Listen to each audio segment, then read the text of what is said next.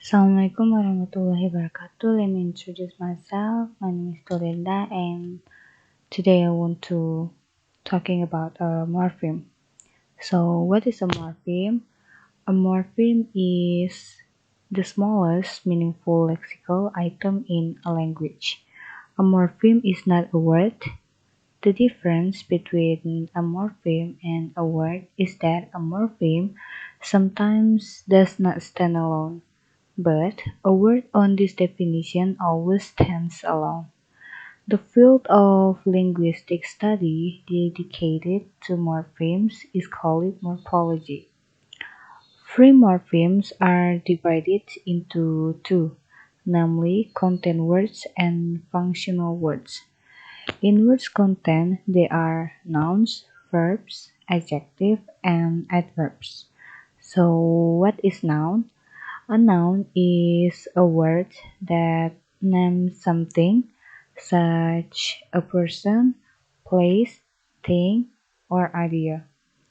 In a sentence, nouns can play the role of subject, direct object, indirect object, subject complement, object complement, appositive, or adjective.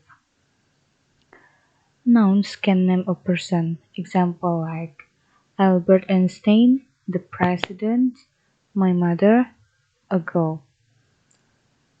Nouns can also name a place, example like Mount Vesuvius, Disneyland, my bedroom.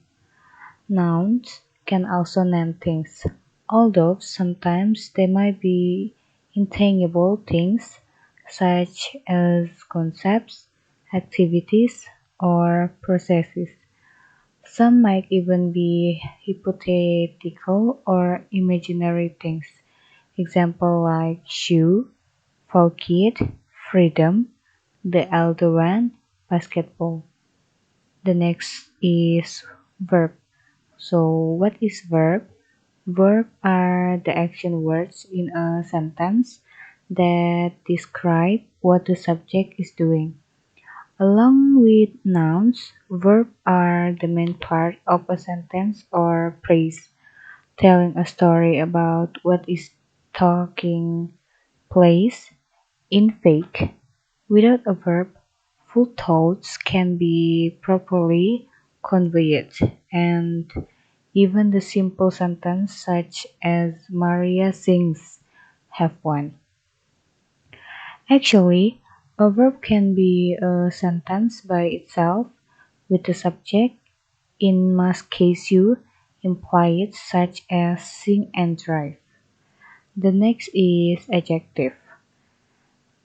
Adjectives are words that describe or modify other words, making your writing and speaking much more specific and a whole lot more interesting. Words like small, blue, and sharp are descriptive, and they are all examples of adjective because adjectives are used to identify or quantify individual people and unique things. They are usually positioned before the noun or pronoun that they modify. The next is adverb. An adverb is a word that is used to change, modify, or qualify several types of words, including an adjective, a verb, a clause, and another adverb, or any other type of word or phrase, with the exception of determiners and adjectives that directly modify nouns. A good way to understand adverb is to think about them as the words that provide context. Specifically, adverbs provide a description of how, where, when, in what manner, and to what extent something is done or happens. Normally, we can spot an adverb by the fact that it often ends in "ly", but there are lots of adverbs that don't end in this way. Moreover, adverbs can be used in many combinations with each other. So the second one is next is the functional words, which consist of preposition, conjunction, article, comparative, pronoun, demonstrative, and quantifier. Uh, what is preposition? Preposition is a word or group of words used before a noun, pronoun, or noun phrase to show direction, time, place, location, spatial relationship, or to introduce an object. Some examples of prepositions are words like in, at, on, of, and to. Prepositions in English are highly idiomatic, although there are some rules for usage. Much preposition usage is dictated by fixed expression. In this case, it is best to memorize the phrase instead of the individual preposition. Preposition of direction. To refer to a direction, use the preposition no, to, in, into, on, and onto. Example like she drove to the store, don't ring the doorbell, come right into the house, drive onto the grass and park the car there. The next one is prepositions of time. To refer to one point in time, use the prepositions in, at, and on. Use in with parts of the day, not specific times, months, years, and seasons. Example like, here it's in the evening. The weather is cold in December. She was born in 1996. Virek lives in the fall. Use at with the time of day. Also use at with noon, night, and midnight. I go to work at 9 o'clock. He eats lunch at noon. She often goes for a walk at night. They go to bed at midnight. Use on with days. I work on Saturdays. He does laundry on Wednesdays. To refer to extended time, use the prepositions since, for, by, during, from, to, from, until, with, and within. Example like, I have lived in Minneapolis since 2005. I moved there in 2005 and still live there. He will be in Toronto for 3 weeks. He will spend 3 weeks in Toronto. And the next one is preposition of place. To refer to a place, use the prepositions in, the point itself, at the general vicinity, on the surface, and inside something contained. Example like, they will meet in the lunch room. She was waiting at the corner. He left his phone on the bed. Place the pen inside the drawer. To refer to an object higher than a point, use the prepositions over and above. To refer to an object lower than a point, use the preposition below, beneath, under, and underneath. Example like, the bird flew over the house. The plates were on the shelf above the cups. Basements are dug below ground. There is hardwood beneath the carpet. The squirrel hid the nuts under a pile of leaves. The cat is hiding underneath the box. To refer to an object close to a point, use the preposition by near, next to, between, among, and opposite. Example like, the gas station is by the grocery store. The park is near her house. Park your bike next to the garage. There is a deer between the two trees. There is a purple flower among the weeds. The garage is opposite the house. And the next, prepositions of location. To refer to a location, use the prepositions in or an area or volume. 8. A point and on a surface. Example like, they live in the country, an area. She will find him at the library, a point. There is a lot of dirt on the window, a surface. And the next preposition of spatial relationship.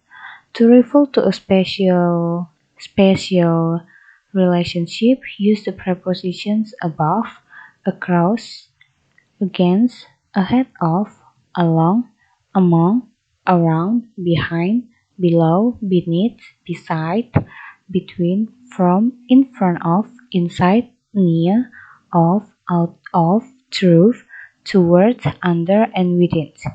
Example like, the post office is across the street from the grocery store. We will stop at many attractions along the way.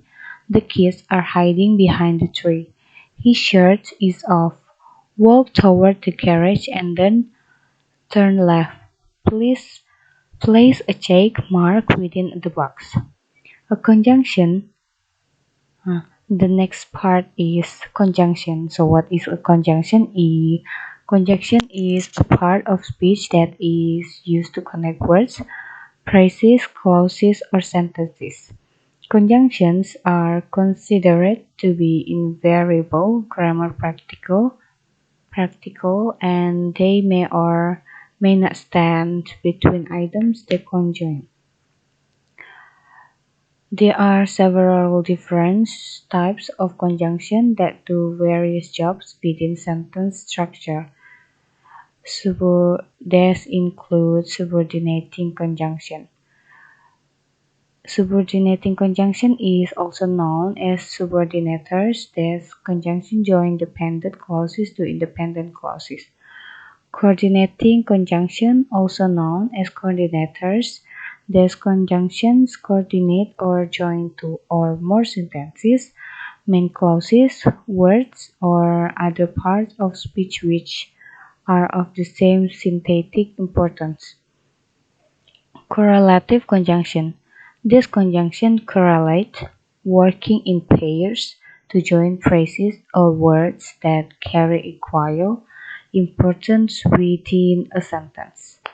Conjunctive adverbs. While some instructors do not teach conjunctive adverbs alongside conjunction, this important part of speech are worth a mention here.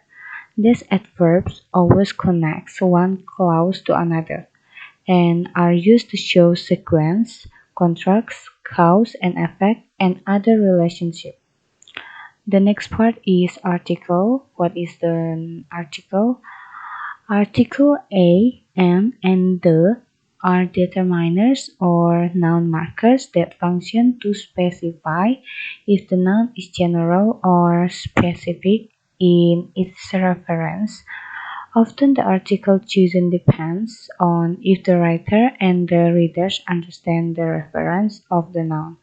The article a and an are identified articles. They are used with a singular countable noun when the noun referred to is non-specific or generic. The article the is a definite article.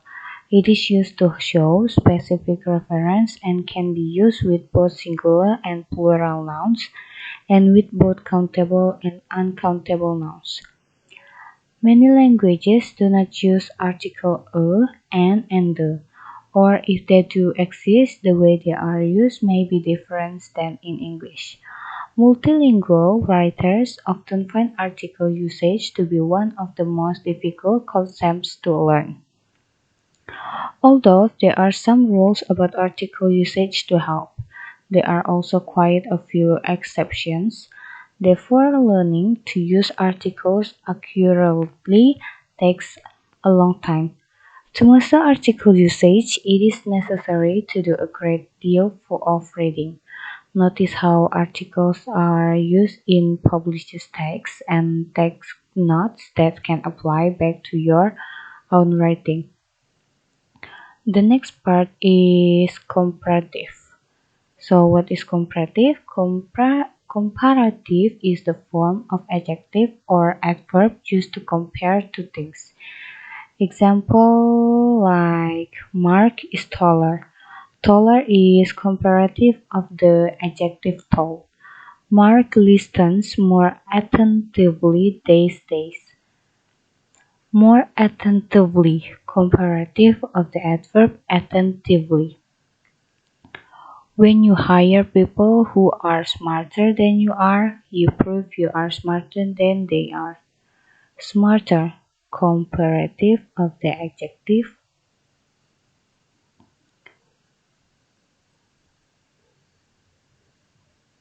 adjective smart. Nothing is impossible.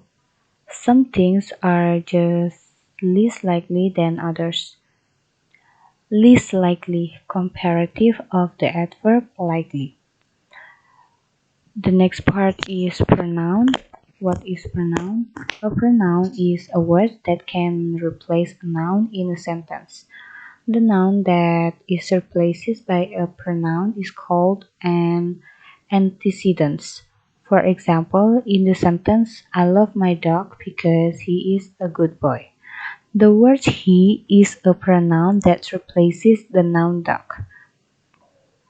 The next part is demonstrative. Demonstrative is a determiner or a pronoun that points to a particular noun or to the noun it replaces. There are four demonstrative in English.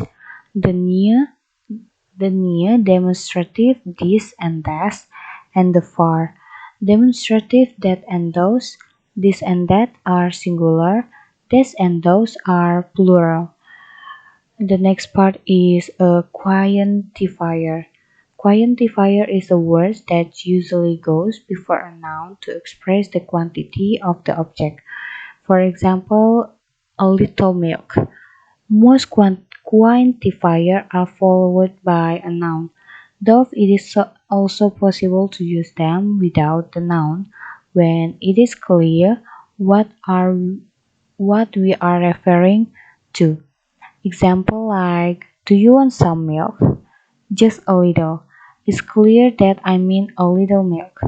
There are quantifiers to describe large quantities. A lot, much, many. Small quantities, a little, a bit, a few, and undefined quanti- quantities, some, any. There are also quantifiers that express the idea of a sufficient amount, enough and plenty. I think that's all from me. Thank you.